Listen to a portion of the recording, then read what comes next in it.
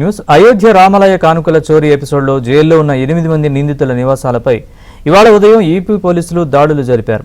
8 police బృందాలు ఒకేసారి ఒకే సమయంలో నిందితుల ఇళ్లపై సోదాలు నిర్వహించారు. ఈ దాడి సమయంలో పలువురు నిందితుల ఇళ్లకు తాళాలు వేసి ఉన్నట్లు సమాచారం.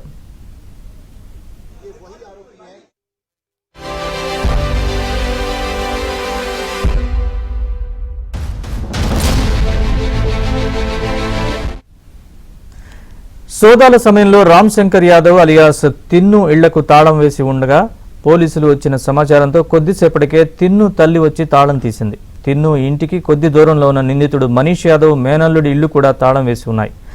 మూడో నిందితుడైన సుభాష్ చంద్ర శ్రీవాస్తవ్ ఇంటికి కూడా తాళం వేసి ఉంది.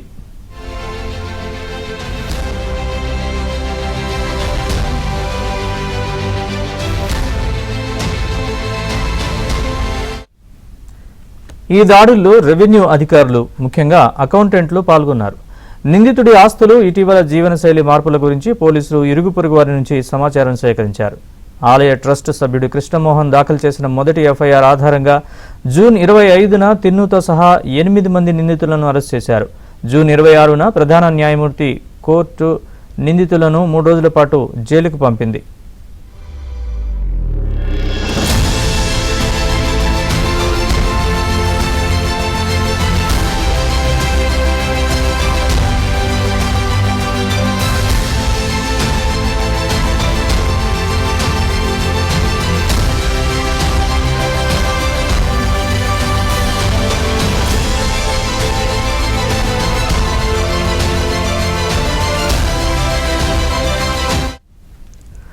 ట్రస్ట్ చంపత్రాయ్ అనిల్ మిశ్రాల రాజీనామాలను శ్రీరామ్ జన్మభూమి ధృవీకరించింది. రాజీనామా లేఖలు అందాయని జూలై 11న జరిగే సమావేశంలో వాటిని పరిశీలిస్తామని తెలిపింది. శ్రీరాముడి సేవకు భక్తులు సమర్పించిన వెండి ఇటుకలు, బంగారం, వెండి ఆభరణాలన్నీ సురక్షితంగా ఉన్నాయని ట్రస్ట్ కోశాధికారి స్వామి గోవిందదేవ్ గిరి హామీ ఇచ్చారు.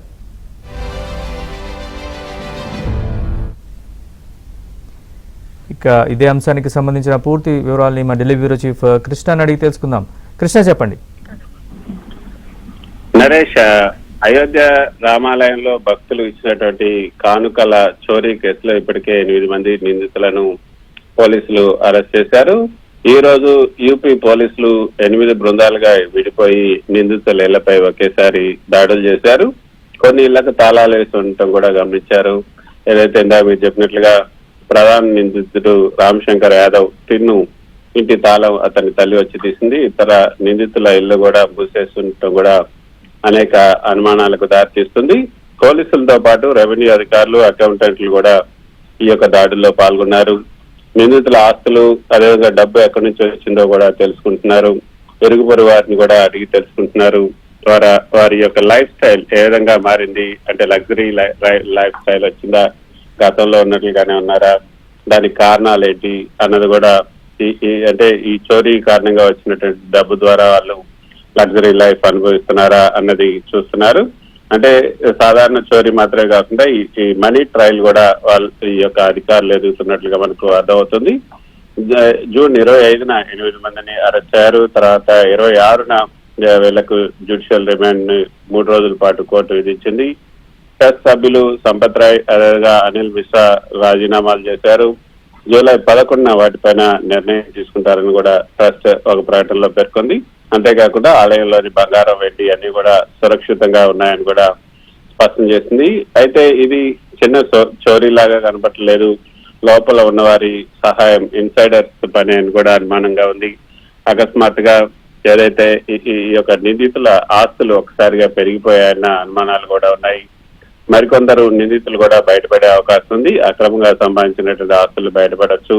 ట్రస్ట్ లో కూడా కొంత మార్పులు జరిగే అవకాశం కూడా ఉంది. Naresh, right Krishna, thanks for the update.